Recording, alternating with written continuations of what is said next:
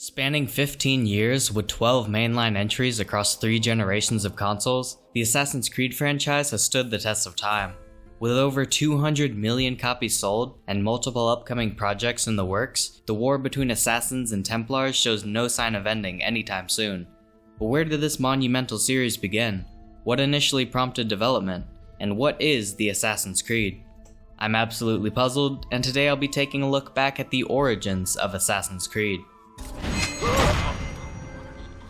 Developed by Ubisoft Montreal and published by Ubisoft Entertainment, Assassin's Creed saw a November 2007 release for PlayStation 3 and Xbox 360 consoles, with a PC edition releasing the following April. But the story really began 4 years earlier, with a series all but forgotten in the sands of time.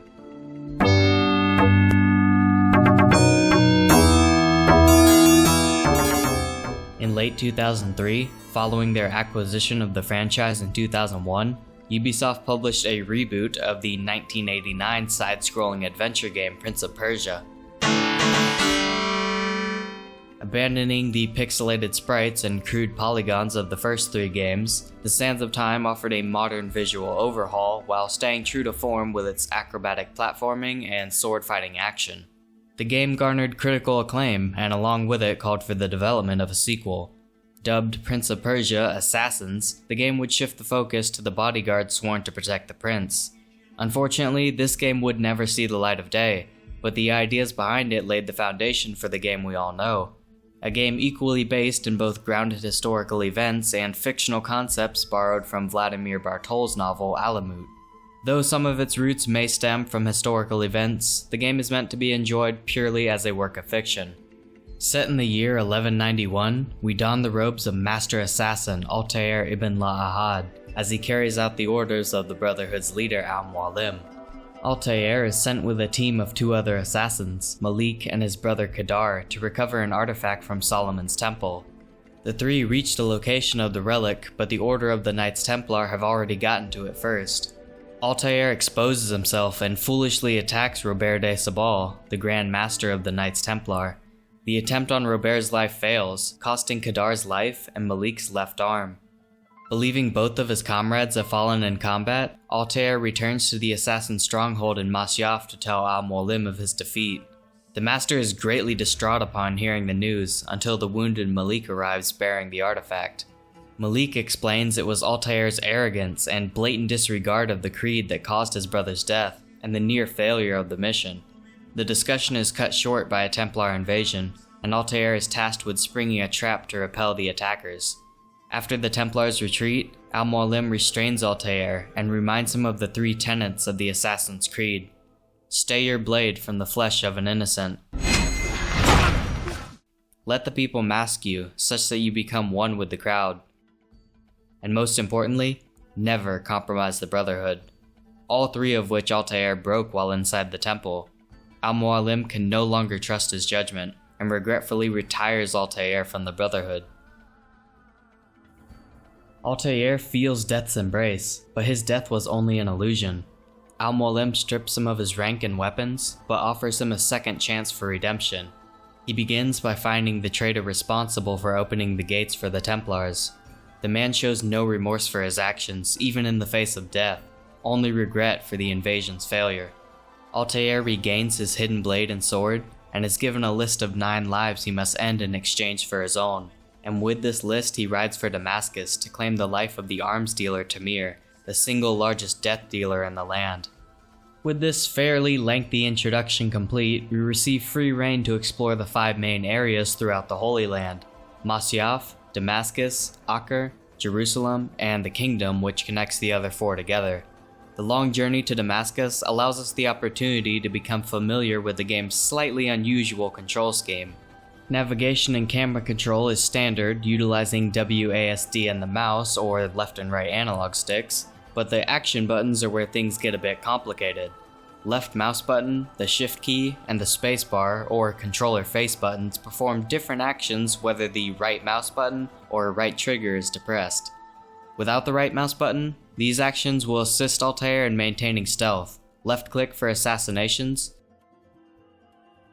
shift to move through crowds without causing a commotion, and spacebar to blend in with groups of traveling scholars. Holding the right mouse button will abandon any ideas of remaining undetected, with brazen, overt actions. Left click will unsheath your steel and engage enemies. The shift key will grab combatants by the collar and push them away, useful for creating distance or for securing a swift environmental kill. High profile will already significantly increase movement speed, but holding the spacebar as well will launch Altaïr into a full free-running sprint, automatically climbing and jumping as the situation dictates. The first 4 number keys or directional pad equips the different weapons in your arsenal: short sword and throwing knives, hidden blade, saber, or unarmed. The F key or left bumper locks onto enemies. The E key or top face button will highlight enemies, allies, targets, and civilians in different colors while you're standing still, and the Q key or left trigger will make the camera awful. If you're new to the series, you may be surprised to learn that none of this is actually happening, and Altaïr is technically not even the protagonist. A modern-day descendant of Altaïr, Desmond Miles, is kidnapped by the pharmaceutical corporation Abstergo, the modern-day derivative of the Knights Templar. Desmond is forced into using a device known as the Animus, which uses his DNA to relive his ancestors' genetic memories. The Templars plan to use the memories to discover the final resting place of the artifact from Solomon's Temple. Despite being a memory, the Animus grants us a decent amount of freedom, but straying too far from the memory by doing things like killing innocents or, of course, dying will result in desynchronization, and Desmond will reset from the last stable memory. In addition to being a plot device, the Animus is cleverly used to explain things such as the heads-up display, fast travel, and how everyone speaks English. Having only a name, Altaïr must scour the city for information about his mark. Through the use of eavesdropping, pickpocketing, and interrogations, Altaïr learns Tamir will be attending a meeting at Souk As-Salah to discuss what will be the largest deal he's ever made. His focus will be completely devoted to his work, giving Altaïr the opportunity to strike. He shares this intel with the Rafiq of the Damascus Assassin Bureau, who grants him leave to complete the mission. While Tamir is preoccupied with scolding a merchant, Altaïr approaches from behind and lunges his blade into Tamir's back. With his dying breaths, he tells Altaïr that he does not work alone. His brothers will learn of this and make the assassins pay. Altaïr returns to Masyaf to speak with Al-Mualim. With another piece of equipment returned to him, and the names of his next 2 victims, Altaïr is given a choice of where to go first, Jerusalem or Akka. This is the core gameplay loop we'll follow for the entire game. We'll go to one of 3 districts in one of 3 cities, find and complete a few missions to gain intel, share the intel with the Bureau to receive permission to attack, complete a very short assassination mission which is generally more cutscene than gameplay, and return back to Masyaf. Repeat this process 8 more times and that's pretty much the whole game. This formula makes sense in the context of the story, but from a gameplay standpoint, it can get tedious rather quickly. The mission variety is quite poor, with only 9 types of intel gathering missions, and even fewer still for those playing on consoles. The diversions from the main game aren't any better, with only 3 optional activities: viewpoints, saving citizens, and finding collectibles. Climbing a viewpoint shows points of interest in the surrounding area on your minimap, as well as contributing towards your next health upgrade. While exploring, you'll frequently see or hear citizens in distress being bullied by groups of soldiers. Eliminating the soldiers will permanently spawn in the vicinity either a group of vigilantes or scholars, useful for making an escape should the enemy ever give chase. Additionally, you'll receive 1 out of the 15 points necessary for earning another bar to your health meter, the standard reward across all missions. Finally, collectibles can be discovered in 2 forms: Templars to kill and flags to pick up. Oddly enough, collecting any or all of the nearly 500 collectibles offers no reward whatsoever, so simply choosing to ignore them will be the best course of action. Clearly, the lack of variety being the game's most often cited criticism is well warranted, but it's only the first of 3 issues I've found during my playthrough. The second issue stems from the difficulty, or lack thereof in this case. 4 aspects determine the level of challenge: health, combat, time constraints, and mandatory stealth segments.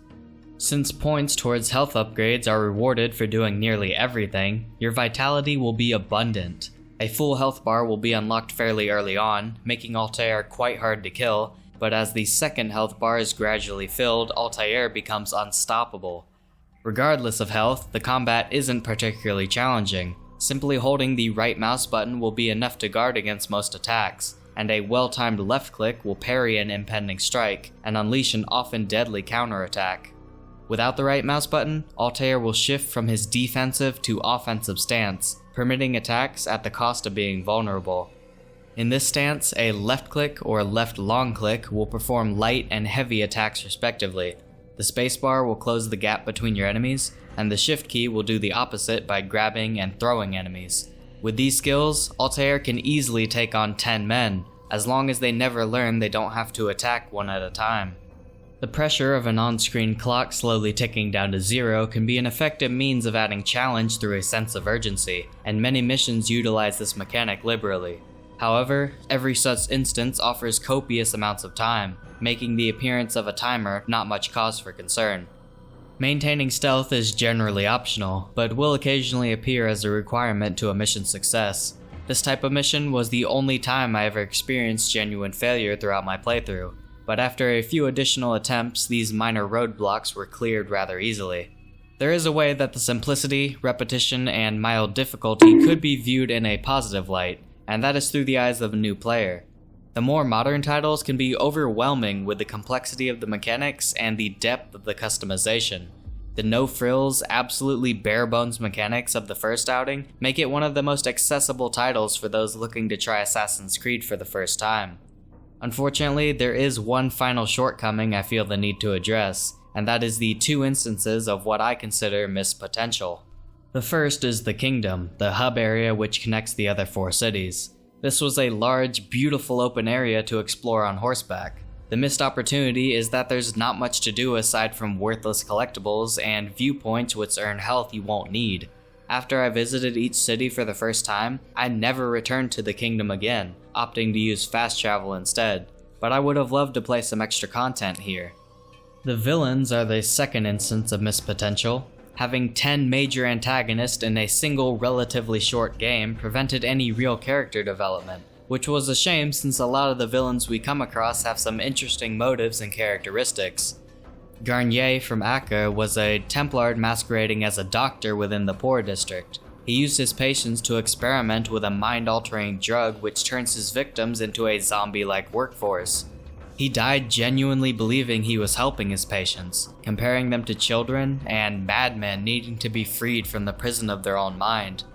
Abu Nakud was the merchant king of Damascus who despised his own people, going so far as to poison everyone attending his lavish party. He claimed he could not finance a war in support of a god that made him a disfigured abomination. These are only 2 of the varied and complex individuals we encounter, but it's hard to be invested in any of these characters when we meet them for the first time and assassinate them just a minute later. I believe the game would have greatly benefited from an introductory mission at the start of each district to see who we're going up against and witness what makes them evil and why they need to be stopped. One could argue that the approach the writers took makes more sense, as not knowing much about his target emphasizes Altair's willingness to do anything his master tells him to, but this was just my own opinion, and I'd love to hear your thoughts on the matter. Throughout the course of the story, Altair slowly understands the significance of the relic and the 9 men he was sent to eliminate. The relic is a piece of Eden, which is an ancient device capable of controlling minds and creating illusions, and the 9 are the men who discovered it. Upon killing Robert de Sabal, with his dying breaths, he reveals there was a 10th man with him who found the piece of Eden, none other than Assassin Master Al-Mualim. Altair was merely a pawn in Al-Mualim's grand scheme, killing the only men who could stand in his way to his rise to power. Altair rides to Masyaf to see all of its citizens have been stripped of their free will, mindlessly praising the name of Al-Mualim. Altair regretfully slays many of his brothers on his way to confront him. When he reaches the fortress, Al-Mualim tells him there will never be peace as long as men have free will, and if Altair will not join him, then he will have to die. Altair sees through the illusions and is able to best Al-Mualim after a hard-fought battle. He plans to destroy the device so it can never fall into enemy hands, but decides to keep it after it projects a map of many other pieces of Eden hidden throughout the world. Since the Templars have the information they needed, Desmond is pulled from the Animus and kept in confinement until they need him again. The story ends on a cliffhanger, with Desmond seeing mysterious symbols on the walls written in blood before the credits roll. Although this was the last time we take the role of Altaïr, Desmond's story is continued throughout the next 4 entries. As the first entry in the long-running franchise, Assassin's Creed fared rather well. While it is easily outclassed by its sequels, its storytelling and simplicity hold a certain degree of charm. The visuals still hold up beautifully. Seeing the cities from certain viewpoints and riding up to cities for the first time is absolutely stunning. The historical accuracy and attention to detail make these games possibly the best way to go back in time and get a glimpse of what life used to be like. As a 15-year-old game, the price tag is no longer an item of consideration. The $19.99 listing on Steam is regularly reduced to $5.99, and pre-owned console copies can be picked up for even less. For those new to the series, the genre, or video gaming in general, Assassin's Creed is a very welcoming introduction, but the repetitive gameplay may lose the interest of more experienced players. Those individuals may be better suited to jumping straight into Assassin's Creed 2 instead. If you enjoyed this video, then please leave a like, comment what you'd like me to cover next, and subscribe to be absolutely puzzled. Thanks for watching.